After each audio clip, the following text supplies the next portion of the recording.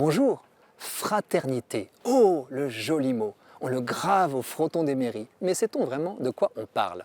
Entre frères, tout commence par le fait de se retrouver à vivre ensemble dans une famille sans s'être choisi. Et ce n'est pas une expérience à l'eau de rose. Entre le fraternel et le fratricide, il n'y a qu'un pas qu'on peut vite franchir quand on glisse sournoisement de l'amour à la haine à cause de la jalousie.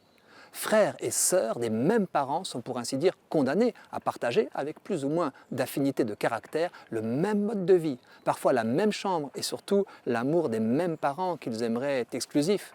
Bien des parents sont témoins des envies de meurtre que peut manifester sans trop d'inhibition le petit enfant qui découvre qu'un bébé a pris sa place au sein de sa mère.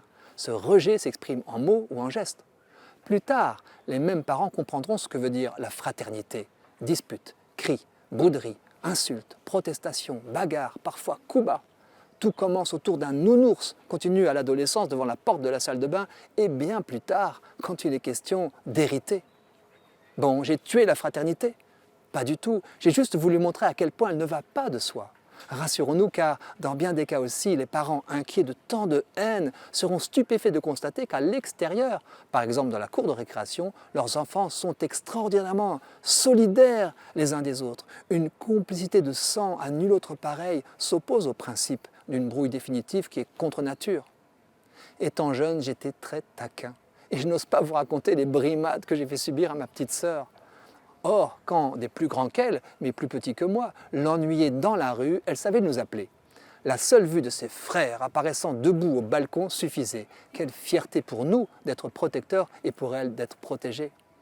Il en est de même de nos tribus gauloises. Elles s'écharpent à l'envi jusqu'à ce qu'une agression extérieure ou une compétition sportive déclenche l'union nationale.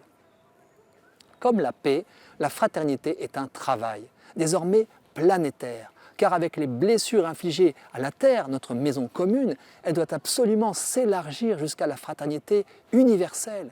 Puisqu'une fratrie n'est pas le gage de l'amour, comment vérifier la qualité de la fraternité à l'échelle du globe? Les chrétiens seront enclins à reconnaître tous les hommes frères d'un même père, frères de sang, ce que les anthropologues ne contestent pas, mais aussi d'âme, co-responsables les uns des autres. Et c'est logiquement le plus fragile qui bénéficiera d'une option préférentielle, comme en famille où en principe on se met au rythme du plus faible. Alors, action, je la vois double. Nous pourrions d'abord nourrir, réparer nos relations fraternelles de base, en ayant conscience de leur ambivalence. Il ne s'agit pas seulement d'être des frères, mais de faire preuve de fraternité. Et puis pour tendre vers la fraternité universelle, nous pourrions regarder en frère le tout premier pauvre, qui passe à portée de notre cœur, affamé, assoiffé, nu, malade, étranger, prisonnier. Tout devient alors possible. La fraternité est sauvée.